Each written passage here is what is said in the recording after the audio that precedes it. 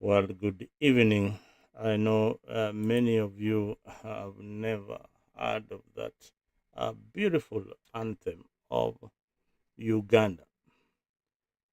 Today, I was looking at the stories in Uganda, and I thought that on Africa, we must see what is happening in Uganda that we can compare to the Kenyan politics, our neighbors, what is happening in East Africa. And I have this special feature of Ugandan politics and what is happening because the elections in Uganda are coming in next year. And apparently, the man at the helm, one of the oldest presidents in Africa, Yoweri Kaguta Museveni, is has been nominated by NRM as the flag bearer in the 2026 elections. If you're watching us for the first time from Kampala, yeah, please subscribe to Africa 24. We have got a lot of notes. We need to compare notes between Kenyan politics and Ugandan politics. Let me jump into the stories that are making headlines in Kampala. Now, Uganda, Uganda at a crossroads. Museveni 2026 nomination and of course, the shifting politics in East Africa with the rise of these young generations called the Gen Z. It tells you that Africa is on the rise. Now, in 1986, Yoweri Kaguta Museveni marched into Kampala with a promise to restore democracy and end dictatorship and rebuild a broken nation. Nearly 4 decades later, the same man has been nominated once again as the National Resistance Movement to lead Uganda into 2026 elections. And I don't know what you think out there, but it seems to be doing so well in Ugandan politics. If you are in Uganda, please tell us what this man is doing that is people like him so much. But what does this nomination mean for a country where over 75% of the population is under 35? Not that, not that, please. Over 75% of the population in Uganda is under 35.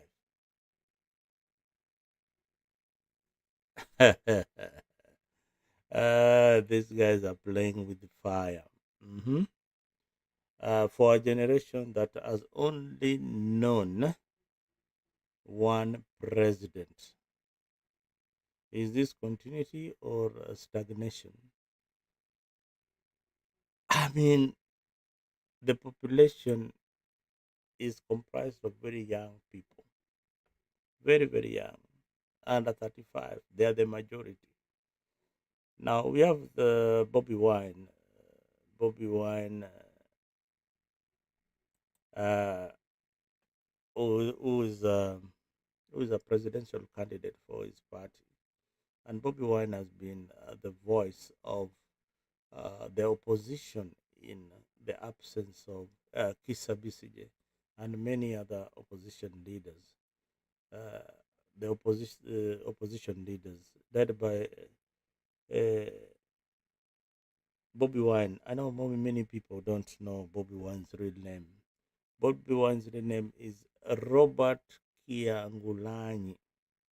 Robert Kiangulanyi. That is his official name on the passport. That is Bobi Wine. We know Bobi Wine as a musician who is leading this wonderful movement in Uganda. But Bobi Wine has passed through a lot of atrocities. His members have been abducted. He has been jailed. So he has been jailed several times. He's been into custody several times, very many times, together with his group. And the voice is growing louder. They speak of Uganda where power is no longer inherited through fear, but earned through service.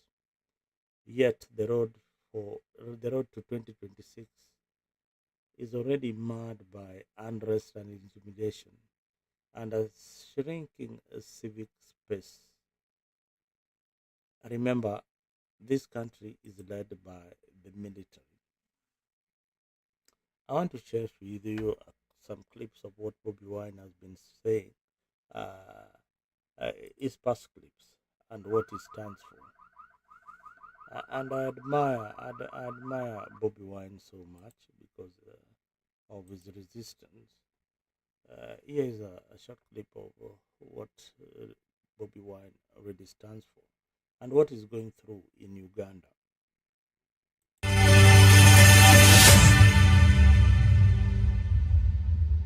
Of yet another comrade.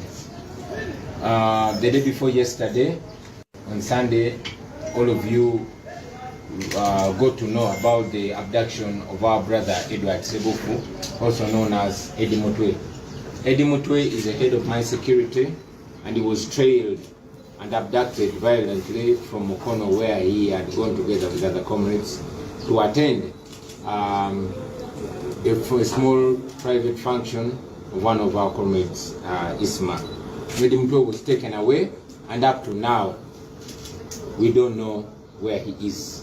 The police, as usual, has come out to deny having him, just like they denied having Nyanzi, just like they've denied having many of our comrades in the past.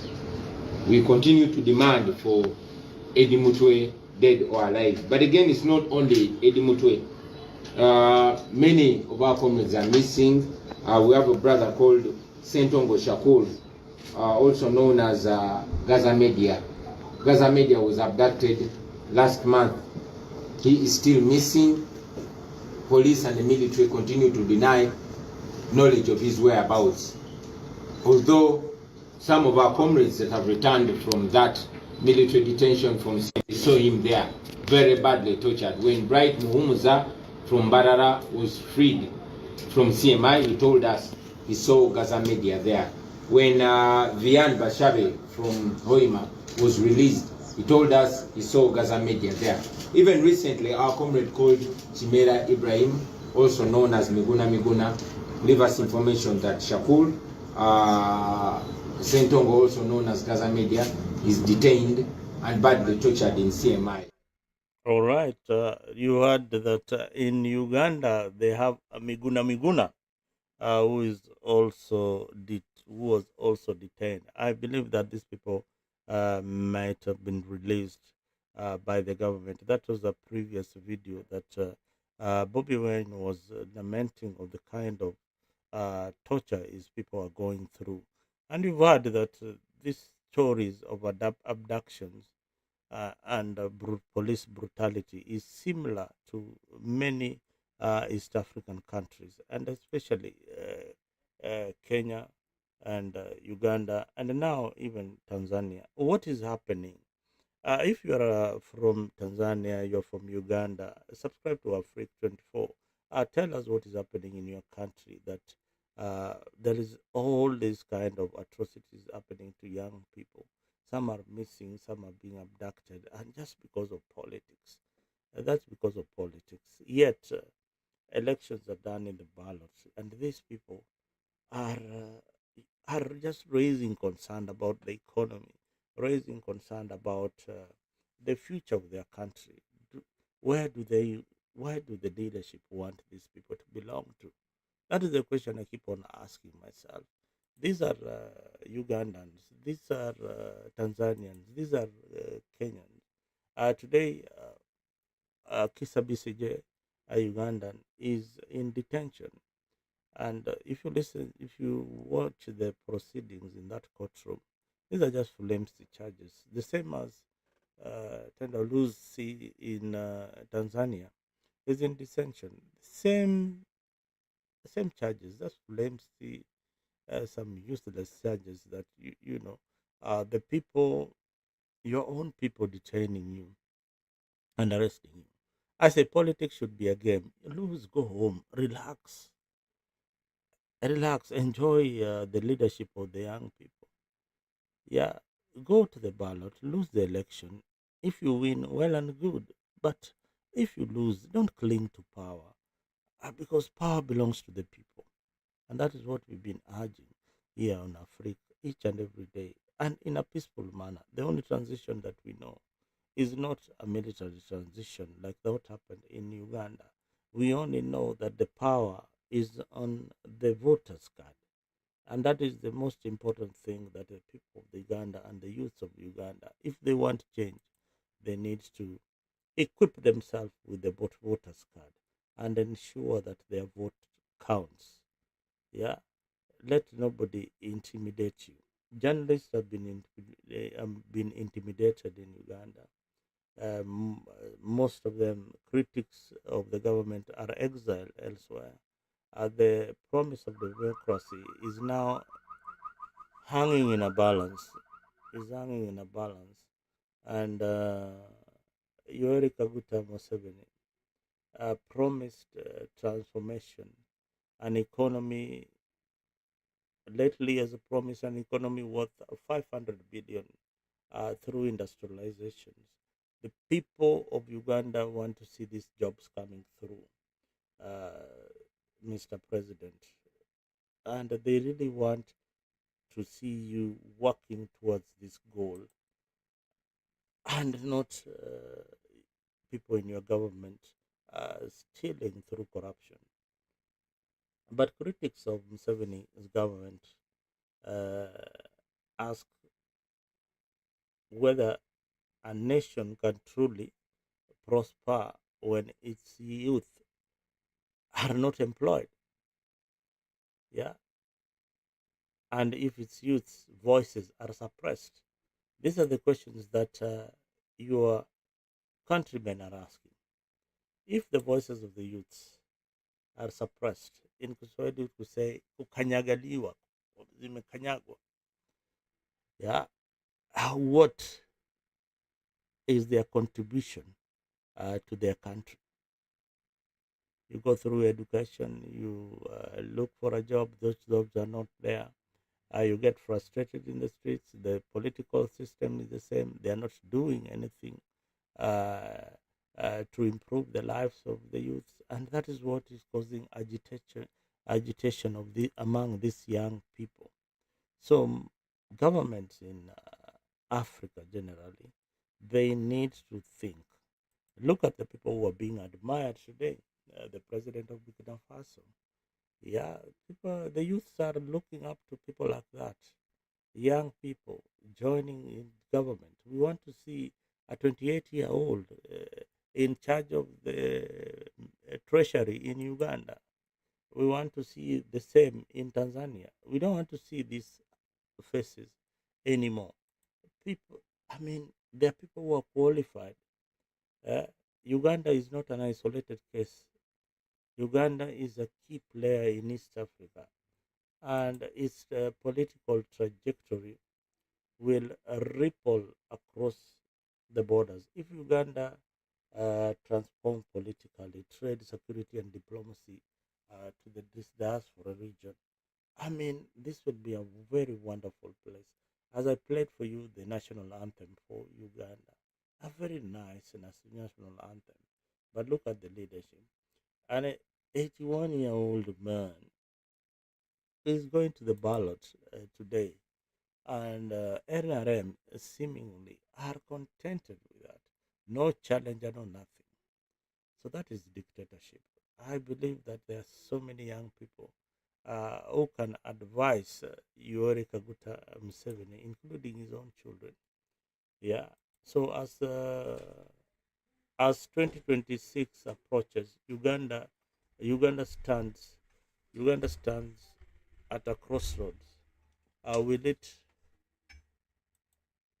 choose continuity or change, silence or speech, fear or freedom?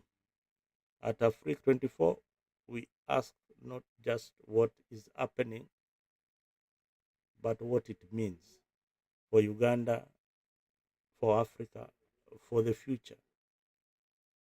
I am Zalendo, and you've been watching a special feature on Uganda.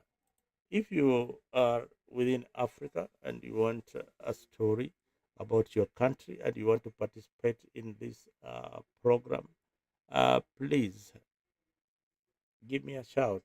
Go to our YouTube page on Africa 24 on YouTube. You'll find our email address there so that you can participate in this wonderful discussion that transforms Africa to one beautiful country. Can you imagine that Gaddafi at one point thought, envisioned that an Africa with one army?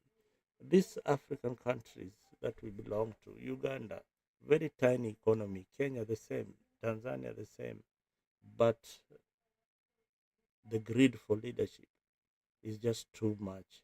Imagine if we could just bury the hatchet, our differences, whether it's cultural, whether it's political, and come up with one great movement called East Africa and one country called East Africa with one army, one police, then that is the dream of people like Gaddafi. And Africa can compete with the rest of the world. Africa will not compete with Singapore or any other Asian country with these tiny and little economies and bad leadership. Only good leadership will transform Africa. Let me leave you with a clip of Bobi Wine, who is making a difference in Uganda. Our brother Mpalanyi Michael was abducted on the 18th of March from Matuga. Is also missing, but those that have been freed from CMI told us that they saw him there, and so is Douglas Sambu from Masaka. We continue to demand for the unconditional release of these our brothers and others that are detained unlawfully, and we continue to condemn the terrible and backward behavior of our security forces of abducting people. In the same breath, I want to demand for the freedom of our comrades, including Achille Chivumbi, including Wakabi Grace, Mugumi Gaddafi, and others. These are detained unlawfully in Masaka. When the regime wanted to keep us in detention and to isolate me, they found ways using some of those that used to pose as our comrades to bring up bogus charges against our comrades. We demand for their release.